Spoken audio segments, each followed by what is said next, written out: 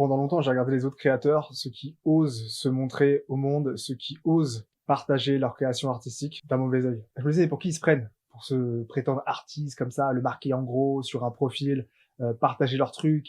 Pendant un moment, j'ai considéré que faire la promo de ces machins, c'était juste prétentieux, en fait. Je me disais, mais pour qui ils se prennent de mettre en avant leur travail comme ça? Pour qui ils se prennent pour dire que c'est bon, qu'il faudrait l'acheter, qu'il faudrait le lire? Mais je me suis rendu compte que ces jugements-là, c'était envers moi-même que je les faisais. Je me disais, mais pour qui tu te prends pour mettre en avant ton travail? Pour qui tu te prends pour te prétendre auteur, réalisateur ou je sais pas quoi? Le truc, c'est que personne nous attend. Personne va nous valider. Et c'est à nous de décider de ce qu'on est. Mais en fait, il y a rien de plus dur que de s'affirmer. Parce que s'affirmer, c'est faire face au regard extérieur, au jugement, aux incompréhensions. Ça demande de se lever, de se tenir droit et de dire voilà qui je suis, voilà ce que je fais. Et ça nous met dans une position tellement vulnérable. Et ce qui m'a le plus aidé, je pense que c'est une question liée à l'amour de soi. Je méritais pas ça. Mais parce que je voulais pas me l'offrir en fait. Parce que c'est juste un truc à s'offrir à soi. S'offrir toute la place et donner toute la place à ce qui compte pour moi. Parce que mes créations soient bonnes, pas bonnes, qu'elles plaisent pas, c'est ce que je suis, c'est ce que je crée. Et j'ai la responsabilité de faire de la place pour ça. Parce que c'est important pour moi de créer et c'est important pour moi de partager avec un public. Donc je m'autorise à faire toute la place pour mes projets créatifs et je m'autorise à communiquer sur eux.